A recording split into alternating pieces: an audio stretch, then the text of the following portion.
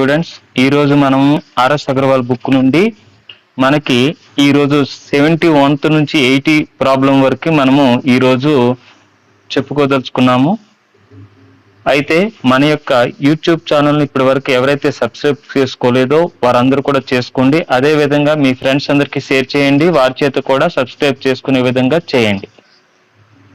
ఈ విధంగా చేయడం వల్ల మన యొక్క ఛానల్లో మరిన్ని మంచి వీడియోలు, మంచి బుక్స్ నుంచి మంచి క్వశ్చన్స్ చేయడానికి అవకాశం ఉంటుంది కాబట్టి ఖచ్చితంగా షేర్ చేసుకుంటారని ఆశిస్తూ మీ Ganesh sir. Okay, first of all first question ఏంటంటే the value of root over 0.064. 0.064 లో 64 అనేది లోపల ఉంది.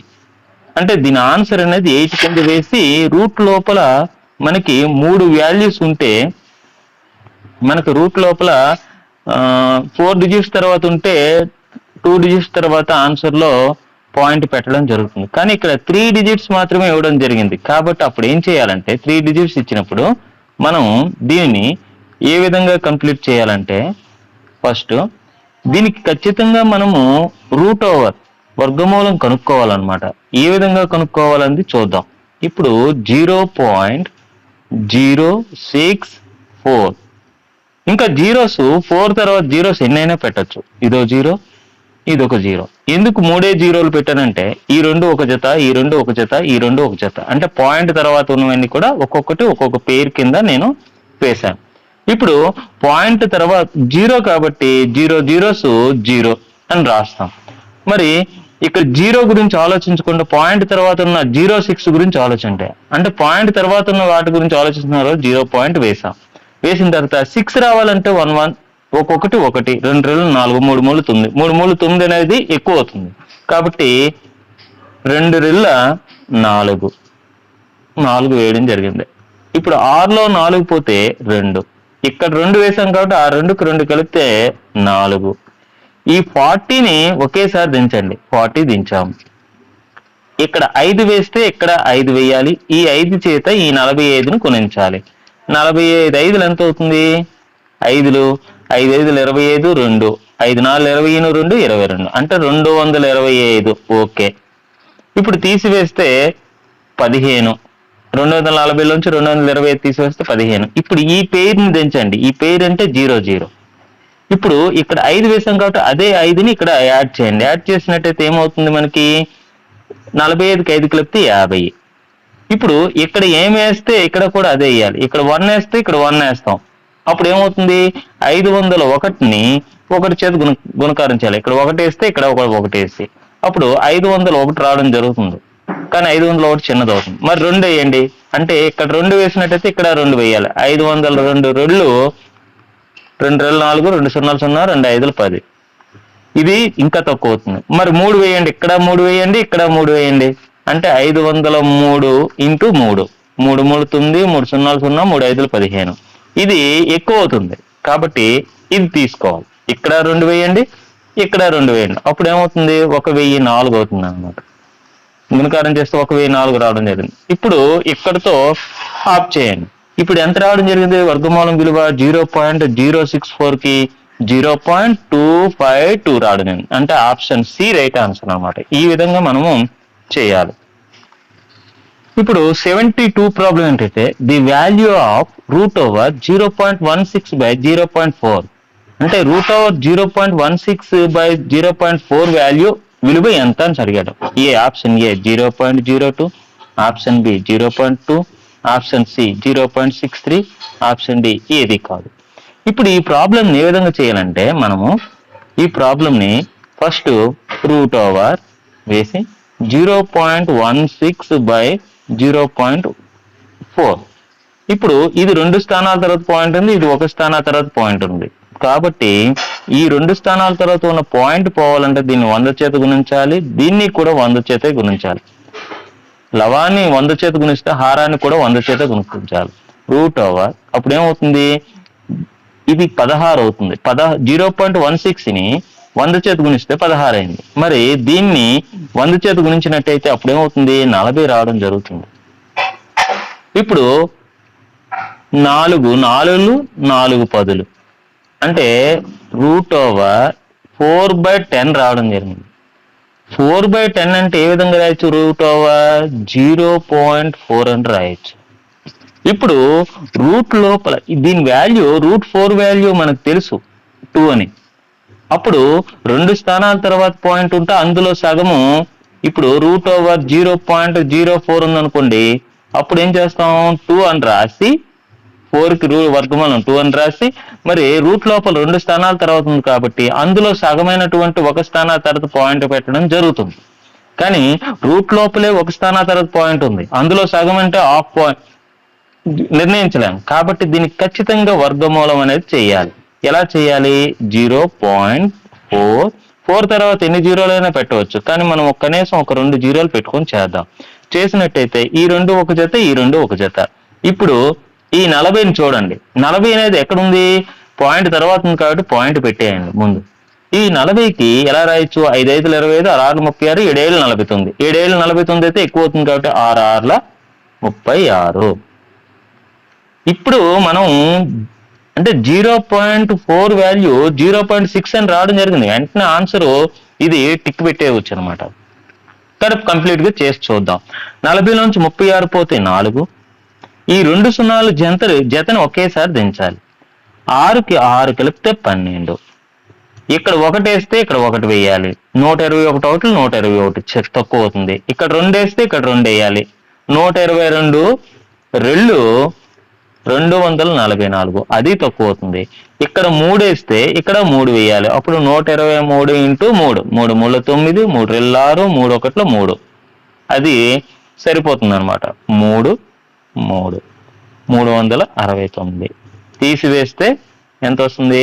31 వస్తుంది. అయితే ఇక్కడితో ఆఫ్ చేయొచ్చు, లేకపోతే కంటిన్యూ చేసినా సరే మనకి ఇంకా ఆన్సర్ రావడం జరుగుతుంది. అంటే దీని ఆన్సర్ ఎంత వచ్చింది? 0.63 రావడం జరిగింది. అది ఆన్సర్ సి అనమాట.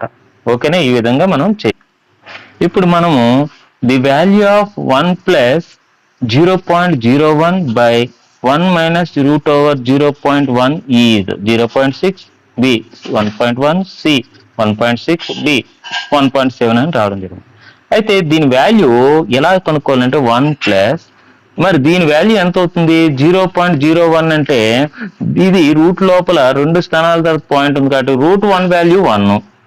రూట్ లోపల 2 స్థానాల తర్వాత పాయింట్ ఉంది కాబట్టి 1 స్థానం తర్వాత పాయింట్ పెట్టాలి. అంటే 0.1 అనమాట దీని ఆన్సర్. బై 1 - దీని వాల్యూ అనేది మనము కరెక్ట్ గా నిర్ణయించలేము. ఎందుకంటే రూట్ లోపల 1 స్థానం తర్వాతే పాయింట్ ఉంది. 1 స్థానం తర్వాత పాయింట్ ఉంటే దీని వాల్యూ 1 అని వేసి ఎన్ని స్థానాల తర్వాత పాయింట్ ఉందో అందులో సగం పాయింట్ల తర్వాత స్థానం పెట్టడం జరుగుతుంది. అలా పెట్టడానికి వీలు లేకుండా 1 పాయింట్ తర్వాత స్థానం ఉంది కాబట్టి దీనికి ఖచ్చితంగా √1 వాల్యూ √0.1 వాల్యూ భాగాహార పద్ధతి ద్వారా ఈ విధంగా చేయాలి. ఈ విధంగా మనము 2 జీరోలు పెట్టుకుంది. ఈ 2 ఒక జత, ఈ 2 ఒక జత. ఒకటి పక్కన 3 జీరోలు పెడితే ఇప్పుడు పాయింట్ తర్వాత ఉన్న దాని గురించి ఆలోచిస్తున్నాం కాబట్టి 0 పాయింట్. ఇప్పుడు ఏంటంటే ఈ 10 అనేది 2 2 4 3 3 9 4 4 16. 16 అయితే ఎక్కువ అవుతుంది కాబట్టి 3 3 9. ఇప్పుడు 10లో నుంచి 9 పోతే 1. ఈ రెండింటి ఒక జతని ముందు ఇక్కడ దించండి 10. ఇప్పుడు 3కి 3 కలిపితే ఎంత అవుతుంది? మనకి 6.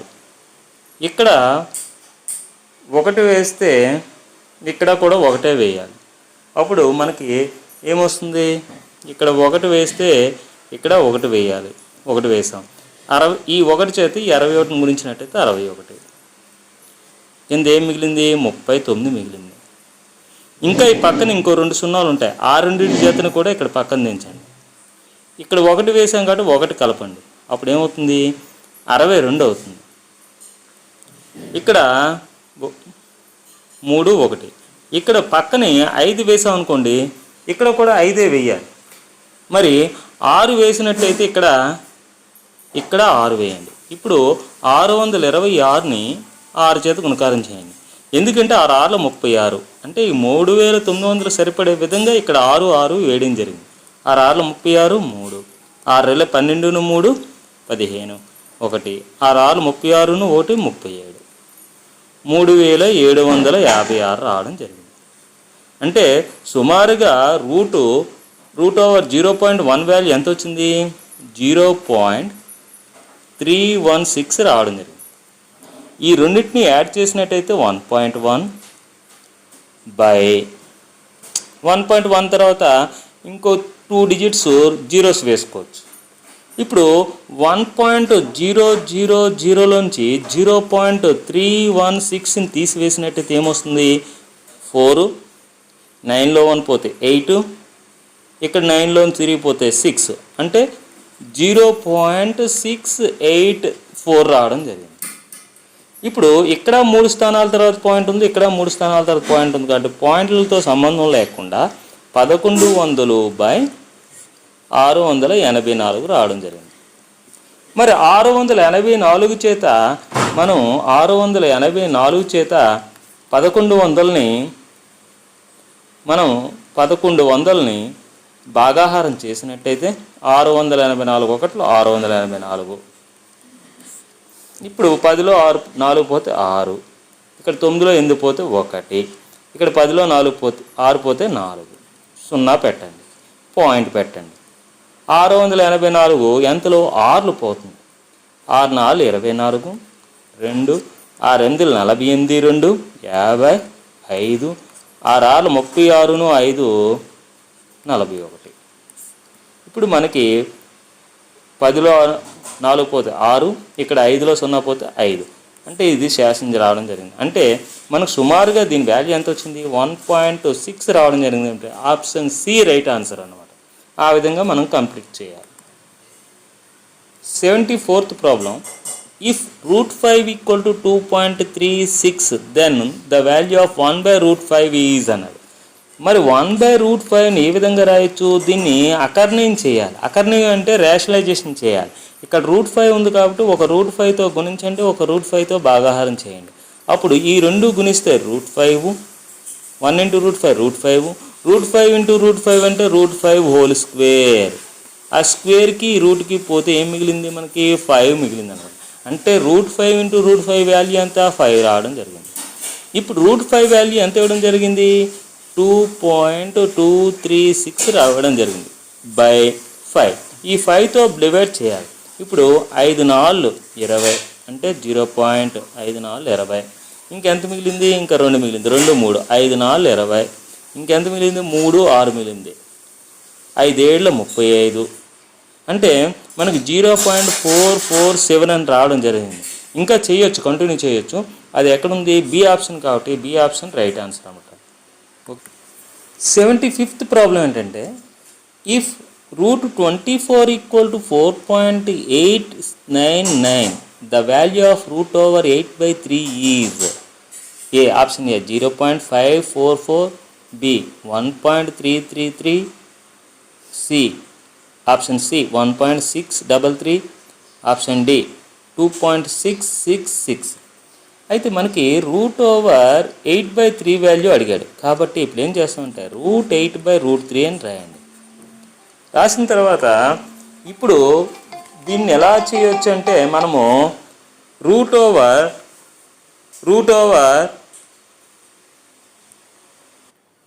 ఇప్పుడు మనం ఈ హారంలో ఉన్నటువంటి √3 చేత మనం అకర్ణీయం చేయాలి. అంటే ఈ √3 చేత లవాన్ని హారాన్ని కూడా మనం గుణకారం చేయాలి. చేసినట్టయితే √8 × √3 వాల్యూ ఈక్వల్ టు ఏమవుతుందంటే √24 అవుతుంది. అంటే ఈ 24 రావడం కోసం చేయడం జరిగింది బై √3 × √3 అంటే √3² ఈ స్క్వేర్కి ఈ రూట్కి పోతే ఏం మిగిలింది? మనకి ఆన్సర్ 3 మిగిలింది. అంటే ఈ √3ని √3 చేత గుణిస్తే 3 అనమాట.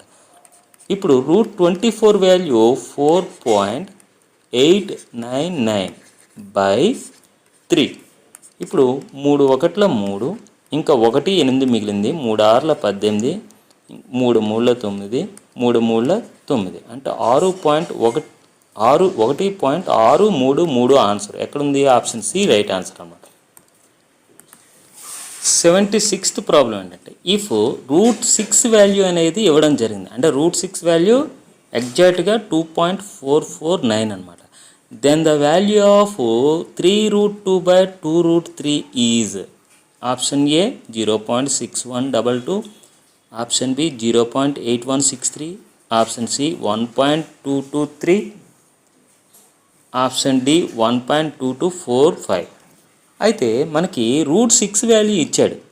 ఈ √6 రావాలంటే దీన్ని ఈ √2ని √3 చేత గుణించినట్టయితే మనకి √6 రావడం జరుగుతుంది. 3 × √2/2 × √3 ఈ విధంగా ఇచ్చాడు. దీన్ని మనము ఈ √3 చేత లవాన్ని హారాన్ని గుణించినట్టయితే √3 చేత అకర్ణం చేసినట్టు అవుతుంది. ఇప్పుడు ఏమవుతుంది?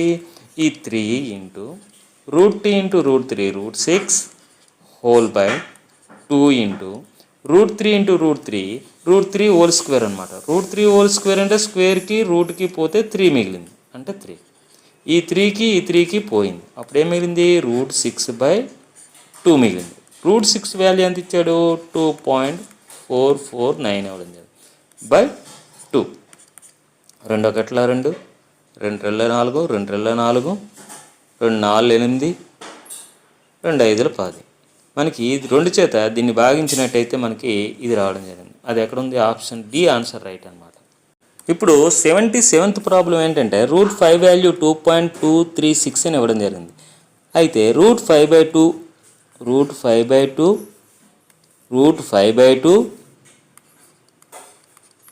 మైనస్ 10/√5ని అకర్ణం చేయండి √5/√5 చేత.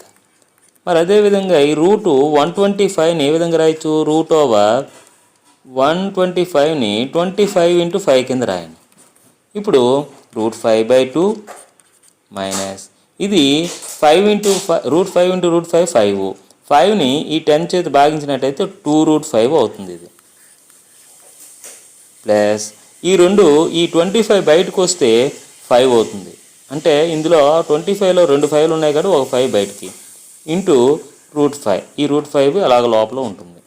ఓకే, ఇప్పుడు √5/2 మైనస్ ఈ ప్లస్ ఇది మైనస్ ఇది ప్లస్, ఇది 5 ఇది 2, 5లోంచి 2 పోతే 3, అంటే 3√5.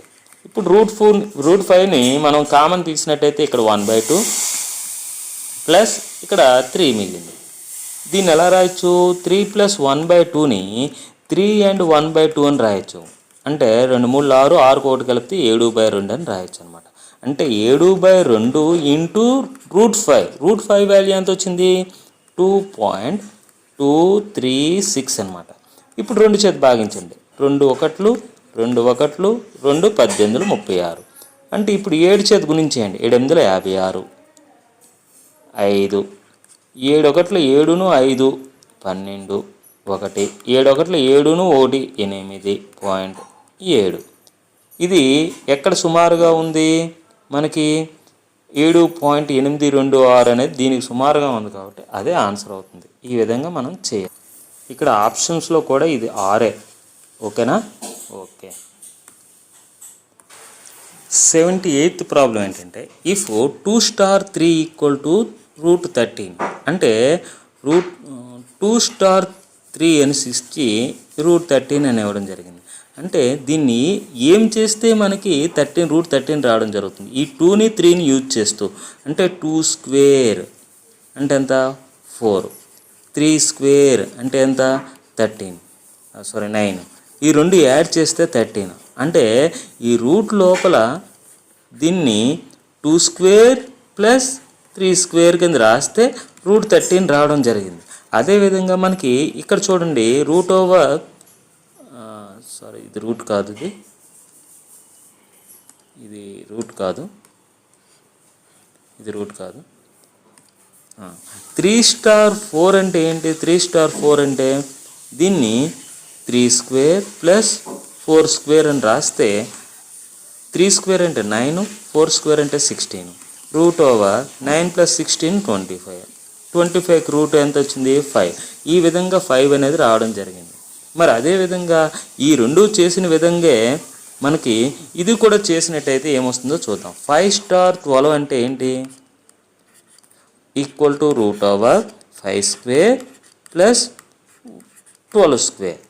5 స్క్వేర్ అంటే 25 ప్లస్ 12 స్క్వేర్ అంటే 12 144.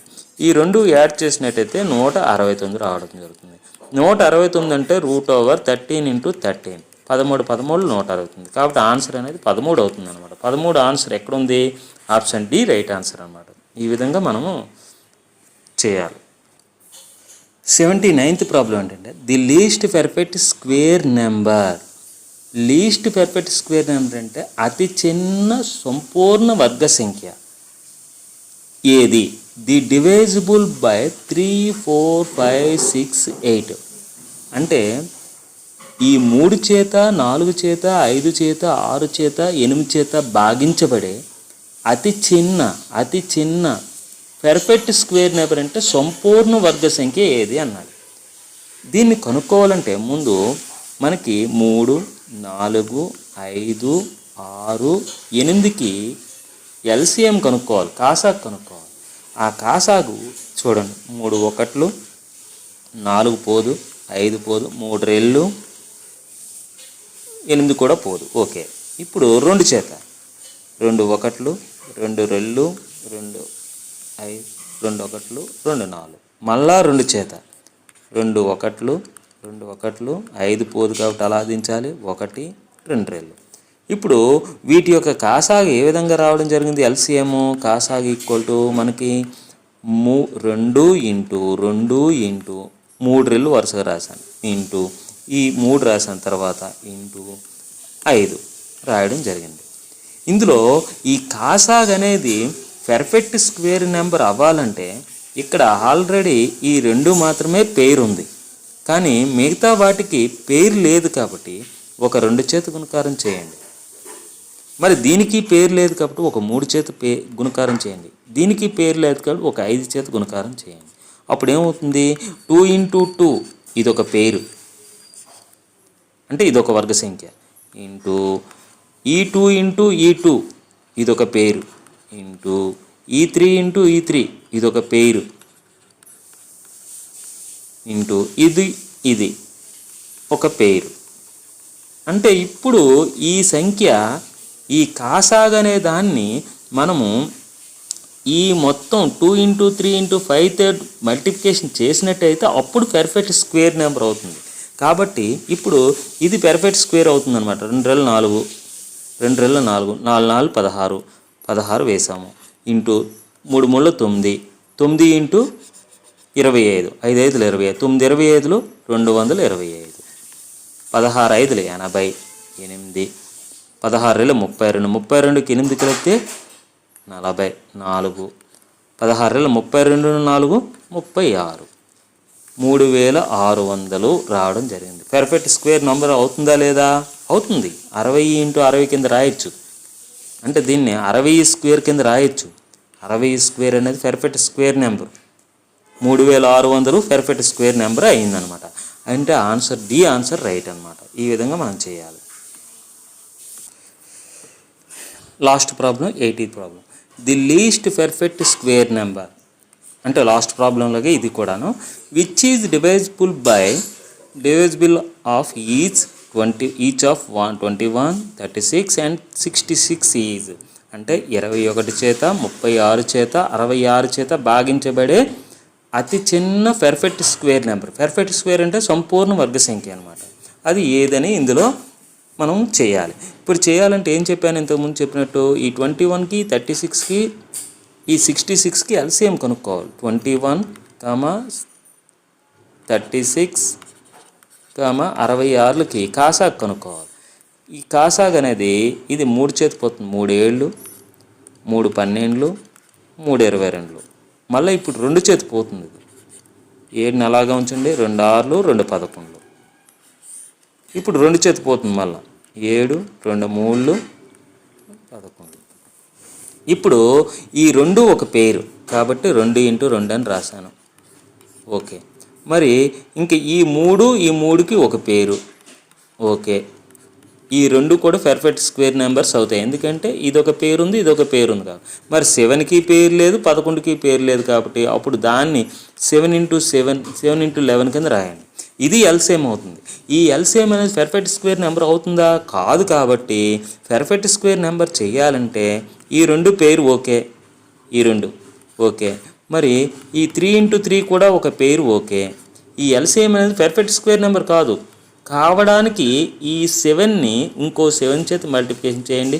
ఈ 11ని ఒక 11 చేత మల్టిప్లికేషన్ చేసినట్టయితే మనకి ఈ నెంబర్ అనేది ఇప్పుడు ఈ నెంబర్ అనేది పెర్ఫెక్ట్ స్క్వేర్ నెంబర్ అవుతుంది. అంటే ఈ 21 తోటి 36 తోటి 66 తోని భాగించబడే అతి చిన్న సంపూర్ణ వర్గ సంఖ్య ఇది అవుతుంది అన్నమాట. ఇప్పుడు 2 × 4 ఇంటూ 3 × 3 9 ఇంటూ 7 × 7 49 ఇంటూ 11 × 11 121 4 × 9 36. 36ని ఈ 49 చేత గుణకారం చేయండి.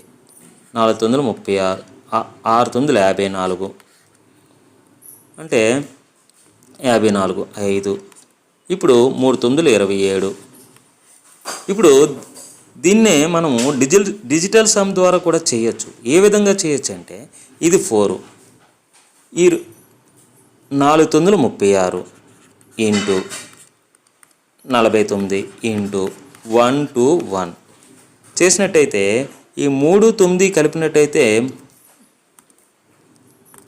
ఇప్పుడు మనకి 4 × 9 36. ఈ 36ని ఈ 49 చేత గుణకారం చేస్తున్నాను. 6 × 9 54 5. ఇప్పుడు 9 × 3 27, 6 × 4 24.